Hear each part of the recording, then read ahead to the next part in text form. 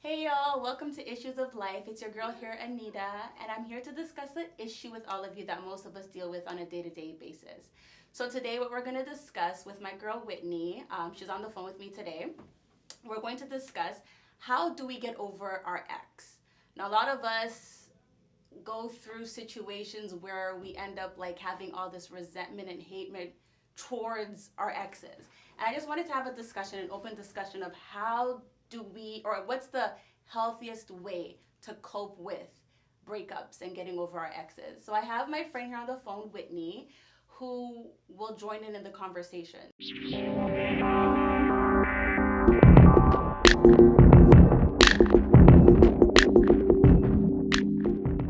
So, Whitney, help me elaborate on how or what is a good method of getting over an ex. Is it with the next person or just simply going about your day to day life and just moving on?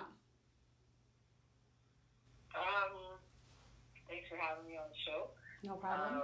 I would say one of the best ways to get over your ex is Ebony had once said, may her soul rest in peace, that if you break my heart, I will get your fire. But on a more serious note, I think the best way to get over an ex is to allow yourself to cope um, with that breakup. Because if that's someone, depending on how long you and your ex have been together, this is someone that you dreamt of having their children or moving in together, or like this is someone that you had in your future plans.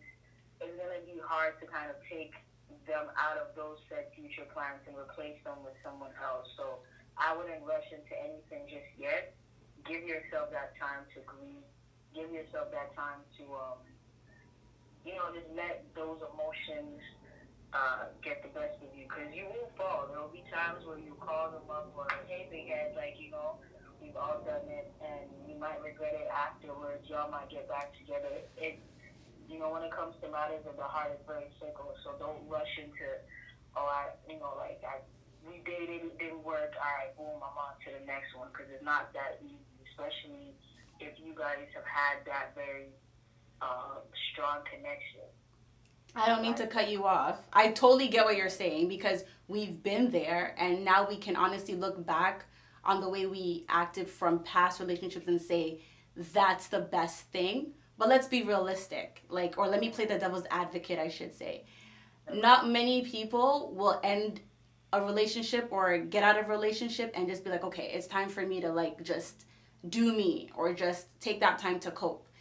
You're going to see that next person and feel like, okay, well, I don't need that person and I can get over that. I'm over them, on to the next, I'm done with you. And you see yourself jumping into a relationship without coping, without healing, without actually taking that time to be like, okay, this is what I got from that relationship. How is this relationship going to be different? Let's be honest, me and one of my friends were just talking about it right now, was just hurt people hurt people. So it's we feel like the easiest way, or I don't know, I can speak broadly or generally, not for everybody, but it's easier to just jump into something else so that you can take your mind off of that person, which obviously isn't the best thing to do, but it happens. And that's why it's a cycle that keeps going on. You find yourself in a relationship with somebody else, and then down the line that ex shows up, and then it's all of a sudden this resentment all over again, this bitterness, because that chapter was never fully, now I wouldn't say fully closed, but you didn't heal from it. So once again, I get it, you know what I mean? That is the best step to take, is to heal from that relationship, but many of us don't do it. So why is that though? Why don't we take that time to heal? Why are we rushing into the next relationship? Okay, so that's a good point. nobody likes to be alone. Like, if you break up with somebody, right, and like say you and that person, you miss those good morning text messages or whatever. Of course. So, in order to fill that void, you now start collecting whatever is readily available to you. But funny enough, I think my philosophy on dating or companionship or courtship or whatever the case may be is that as an individual, you have to be whole with or without a person. Agreed. And I think that's probably why so many people can't move on, or when they break up, it's like all hell done broke loose because they themselves were not whole. Right. And when I say being whole, I'm not talking about having a job and a car and a house. No, being whole in terms of having validation within yourself outside of an external factor. So if someone doesn't tell you you're pretty, you yourself know you're pretty. Right. If someone doesn't tell you, oh, you're very handsome, you yourself know you're handsome, right? And it comes with a lot of, that's not something that happens over time. Right. Overnight, right? It takes time. So that's why I'm always big on, before you enter into a relationship, you have to be okay by yourself. By yourself. But many of us... Solitude has to be something that you're so comfortable with. So if someone else comes into your life, you're able to use your discretion and be like, this one, is not for me, on to the next. But right. if you're just someone who doesn't really know their worth, like anything that comes, you'll just take it. And not to bring religion into it, but if let's say God has said, okay, the person that I'm going to give to you is, up the street. But because of all of the baggage that you have in your hand, you can't make it up the street because already your hands are full. Right. So, I mean, it's easy to say let go and let God, but literally that's all you have to do. Right. I agree with that, but I'm still playing the devil's advocate because, to be honest, I just feel like you said, it's easier to say let go and let God, and like you said, like not to bring religion into it, but that does play a big part because it's getting to be that whole person, and many of us aren't whole people. We're looking for validation from somebody else.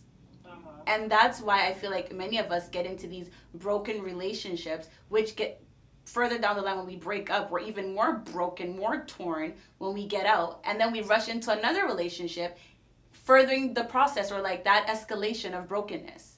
And then we end up breaking somebody else. So, like you were saying, okay, so we have to now be whole within ourselves before we can be whole in a relationship. But many people don't understand this. They don't understand this concept. Like you said, it's not about buying a house or having a whip and having it all together externally, but you have to have it internally within yourself, that where you don't need that validation from somebody else. So and that takes time. Right, it's not something that happens overnight. You being able to go out to the movies by yourself, you really whatever. Like, honestly, like if you are able to do certain things. So like take yourself out on a date. Out on a date. Listen. So I'm gonna ask you a question. So do you go take yourself out on a date? First of all, I'm a homebody. Okay. So so a homebody. So do you make yourself like a nice dinner and just decide, okay, tonight is just Netflix and chill, but just me? Or all the time, man. And there's nothing wrong with that. For what? Nah, bro. I'm in my house. I'm cooling. Like, again, like I can't speak for a lot of females, especially in this day and age where Instagram is like popping and like no. Gotta get the likes up. Yeah, man. Even that likes too is gone. But in terms of like being okay by yourself, like I'm a writer and I love the creative process. Right. So for me, my alone time is important. Taking 5 minutes out of the day and just writing a few poems. That to me is therapeutic. Maybe for you, it's listening to music in the shower. That is your alone time. Right. That's what I'm talking about. So doing that doing that. Maybe that's what the problem is too. A lot of us don't have that me time or that alone time to actually sit down and figure out what is it that Anita likes or likes to do? What makes Anita tick? What gets Anita motivated? We don't sit down and actually think about these things because we're too busy in somebody else's world that we don't step out and think about, what about my world? Like, what makes my world go around by itself without so and so in it? Because you're like, basically, sometimes when people get out of a relationship, it's like, oh my God, the whole world is about to fall down and I'm gonna die. But you were living before this person came into your life. Yep. So why is it all of a sudden that this person's no longer in your life and you feel like you're about to die, the world's about to crumble? Because you were barely living. It goes back to what I was saying. You not being whole by yourself. You're not knowing who you are as an individual. Right. So if something latches onto you or you hold on to something, you literally do that. So if they don't call you, they don't text you, they don't do X, Y, and Z, like, oh my gosh, did I do something? What's going on with me? Perfect example. Steph Curry's girlfriend, not girlfriend, sorry, his wife. Yes. Recently said that, what did she say? She said that she doesn't get validation from other men and, like, sometimes she wants to be wanted. Now, that's a very, that example is a little skewed, but I want to bring it up because sometimes, let's say you date someone from high school. Right. As a high schooler, you don't know who you are in high school. In high school. Right. Right. In high school, you're still a child. Right. You dated this person since high school, boom. You guys get married at the age of 22, 23. Yeah, you don't have much experience. That's your prime. Right. Basically, all you do is you're each other. You're not Aisha, whatever her last name. She's Aisha Curry. She's her man. Right. You know what I'm trying to say? So she doesn't know who she is. She has 3 kids for the guy. And she's at that tender age. She's, 27, 28? Right. That's the age where, you got to spread your wings and fly and just, live a little bit. Right. But she hasn't, she kind of passed that point because she got so caught up in the relationship, marriage, this and that at a very early age. No disrespect to anybody who has gotten married early. Cool, maybe your maturity level, you drank something and boom, more than us. But like on, just a regular schmegulars, it takes time. Right. Like personally, I've never been in love, thank God. Oh, girl, you're missing out. I'm missing out. Like, you're missing out, girl. You're missing out. You're missing out. Spoil somebody's son, but the way these sons are moving, though. We'll talk about that later. That's a little later date. Later dates. Yeah. So like, it comes with time. Like right. You in order to become somebody. Again, it's not a year process, 2-year process. It's gonna take time. Right. It's gonna take time. So like. But even talking about what's her name, Aisha Curry and Stephen Curry, it's just like, like you said, it's nothing wrong with getting married early. Like if you feel like you've got to that point where you're mature enough and both you and that person understand each other, understand yourselves enough to do it. Hey, why not? But it's true. Like you don't know who you are.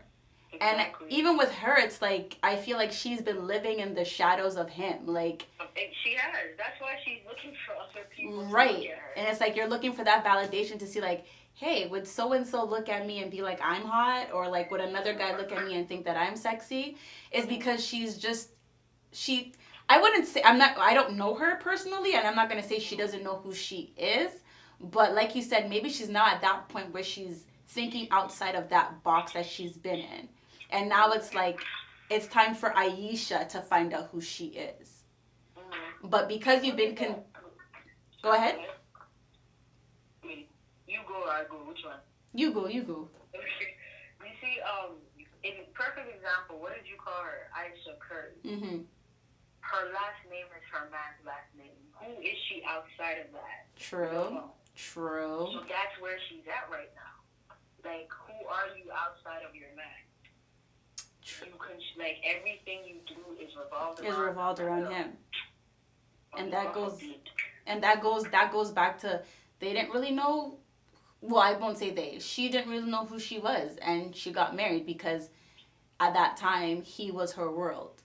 Mm-hmm. So it's like, okay, so why not? And now she's at, like you said, she's at that point now where she's becoming this new person and she's trying to like spread her wings, but you can't do that when you're contained. So it's like, now what? It's crazy. Like, you can't do it when you're married and you can't do it outside of marriage. What do you do? Like, what do you, like, where is it? Where? Honestly, where do we start? Where do we end? Where do we, like, it's just, I don't know. Are you talking about like female exploring their Not even just sexuality, females, because or- men go through it too. Females, yeah, like, I feel like we're more vulnerable. Well, I can't say that because there are vulnerable guys out there. But speaking from, like, experience or people around me that are females, it's one of those things, like, I feel like a lot more females sacrifice who they are for the betterment of their man. But it's like, why? Like, you're allowing him to live his dream, then to soar and to find out who he is, while you finding out who you are is on a back burner. And let's just say, God forbid, like, it doesn't work out. Now he knows who he is, and he can tell you, you're not that person that I fell in love with. You don't know who you are. I know who I am, though, so I'm going to move on to the next. Then you're stuck, and you're bitter, and now it's like, what do you do? That's why you don't let anybody but you run your life. Like, I mean, like I said, I've never been in that situation where if I don't hear from him, I'm crying, or like, I'm losing my shit. I've been in a situation where I really liked someone, yes, but it's just like, okay, cool, I like you, but don't get shit twisted. Right. Like, maybe in high school I would have gone a little crazy, but just, I won't even say crazy, but just like my emotions might have gotten the better of me. Right. I would say in the last maybe 6-5 years, I don't care. It's like, yeah, because, well, your mindset is different, right? Yeah, because it's just like, me and you were together, boom, and I'm doing everything I can to support you. I feel like that's one of the things that women, unfortunately, one of the societal roles that is the burden of a woman, to be the backbone, of a be man. the ride or die, Right. the man. No, Right. you ride me, I ride. You know, if you die, you die. I don't business, you know, like, and I feel like, especially in this day and age, most of the females that I'm surrounded with, we're all go-getters. We're all professionals in our field, nurses, teachers, doctors, lawyers. So, like, in terms of just the advancement that we have compared to the men, we're like we're a few steps ahead of them. Ahead of men, sorry. So for you to come in, start saying nonsense and be unambitious and just like this kind of happy-go-lucky lifestyle, we don't, personally speaking, I don't want to hear it. Right. So that's why for me it's going to be hard for me to kind of have any sentiments towards females that get into that type of space. It's just because if you're not bettering me, like, iron sharpens iron. If you're not doing anything for me in a way that is beneficial to me and you, and we're both on the same page, then leave me alone. I hear you. That's how I see it. But I'm going to throw it back a little bit. Oh, you're a devil's advocate. I'm a devil's advocate to the highest degree. But when you were talking about it, I'm just thinking about back then, like, a lot of guys, when you talk to guys, they always say, like, oh, like, you know, like, we're on this whole independent woman thing, like this, you know, like the new advancement, and, you know, like, we do things what men can do, we can do better. But a lot of men, too, take back to, like, what their moms were, like, how they were in relationships. Very submissive, and, you know, they played that traditional role. So it's like, when they see this new age of women, where we're doing things for ourselves, where some of us technically are a little bit more advanced in professional roles than these men are supposed to be, I feel like it intimidates them. And it's like, it's not the so-called norm that they've seen growing up. So it's different for them. So it's like, I don't know, like, I kind of feel like, I don't know, like, this is a whole total different topic in itself, but I feel like it relates. Can we touch on it? Because I have something to say. Yeah, but I feel like it kind of relates too, though, because it's like, who are you as a woman to finally get to a point where you're just like, okay, I know who I am. I'm this person. When back in the days, like, you're submissive, you are who I tell you to be. You know what I'm trying to say? So it's like, I don't know, I feel like it's new for everybody. It's like what we're used to and what we see and what we're growing up learning, the knowledge that we have now obtained, having all these strong influences around us, it's different. Because it's like, how do you become this person? How do I find who I am when it's not even like taught really in our homes? It's something that we're seeing on TV or reading in books. You know what I'm trying to say? Yeah, so to answer that, in terms of the dynamics, okay, so this is how I see it. Mm-hmm. Growing up, or like the new age of millennials or whatever you want to call it, right? Growing up, I feel like the men are being trained in the same manners as their fathers, right? But the women, we are unlearning the right. mistakes of our parents, of right. our mothers, right? Because some families like, oh, divorce, no, it's okay, I'll just forgive him. Yeah. Whereas when they have once they have their daughters and stuff like that, and because of how multicultural the world is in general, mm-hmm. like conversations are happening. So now you're taking what you've learned in school or what you watched on TV, and you're bringing it to your mom. Like, yo, mom. So we are actually unlearning the mistakes of our mothers. Right. My mom been telling me, like, listen, if a mom doesn't treat me right, it's okay to leave. Right.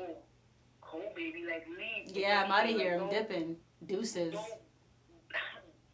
Chucking up. It's okay to leave. Whereas the men are still being taught that, no, at the end of the day, you want a woman who can cook for you, who can clean for you, who can give you your kids. Whereas we're learning, it's okay to be your own person. Right. So there's that disconnect. Whereas if I'm 20-something right now, and I'm dating someone maybe the same age group or a little bit older, mm-hmm. he has that mentality of, but it's true, I've actually had in some encounters with that where, a woman is supposed to be that sort of home owner type thing. Trained. As females, innately, we are providers. We are caregivers. We're nurturers. We're nurturers. There's nothing, you can't take it out of us. When it comes, and when we want to express those type of, that characteristic to you, it will come naturally. Right. But the fact that now it's kind of being demanded in this new day and age, it's like, no, I don't have to cook. If I'm working a 9 to 5 or I'm a nurse and you're my husband, you get home before me. Don't come and expect me to come cook for you. Yeah, because you have hands. You exactly. cook for me. Shit, I just did a 12-hour. You did an 8-hour. You have more energy. Honestly, these are some of the things that might cause some friction in relationships because of that disconnect in how we're being raised. It's true. We're being raised that women should be that submissive, just like your mom. Mm-hmm. When I come home, there's meal. When I ask your mom for something, she gives it to me. Whereas the mothers are teaching their daughters, listen, live, travel, do you. Yeah. So it's like that. Once that shift in terms of how we're being raised changes, mm-hmm. and it's on the same playing field, then the discourse of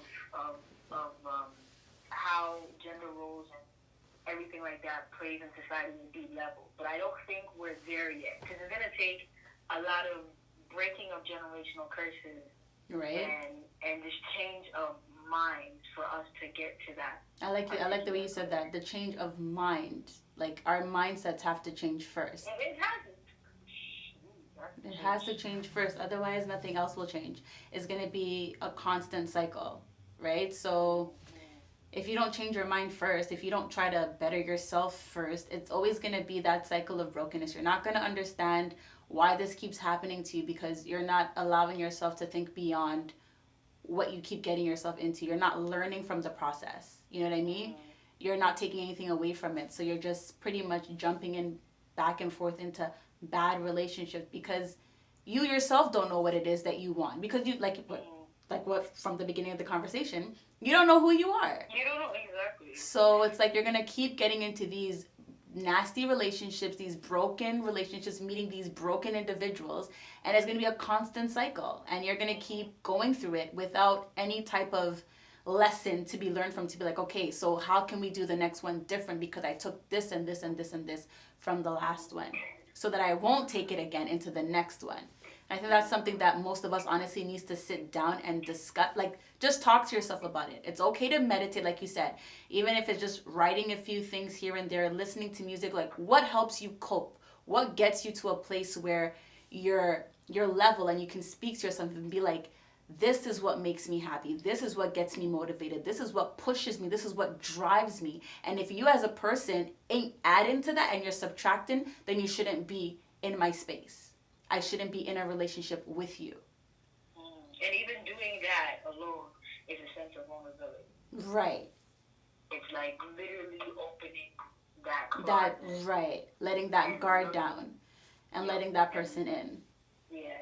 Not just letting that person in, but looking at yourself through your own lens. Right. Snap, I have, maybe I went through this as a kid. Maybe I did this, or maybe I saw this, or, oh, I'm actually a toxic person. Oh, shoot. Right. The shoe is on my foot now. Right. I have to change. And that's a sense of vulnerability, because we live in a society where we're very prideful. We are. Right, and we don't like to acknowledge that. Yeah, and you have to humble yourself in order to... for that change to begin or take place. Yep. Yep. Oh, Whitney, it was so good talking to you. Oh my God, thank you. Hey guys, so honestly, that was a very good discussion. I wasn't expecting it to be that great, but then again, I have a very knowledgeable and very intelligent young woman, so conversations with her will be out of this world. But if you're down for what we just discussed and you want more, you're yearning for more, let's keep the conversation going. There's plenty of topics out there. There's plenty of issues that we deal with constantly. So don't be a stranger. Hopefully next week we'll have an even more interesting topic for you that we can discuss. So join in next week, same time, same place, and can't wait to see you. Toodles!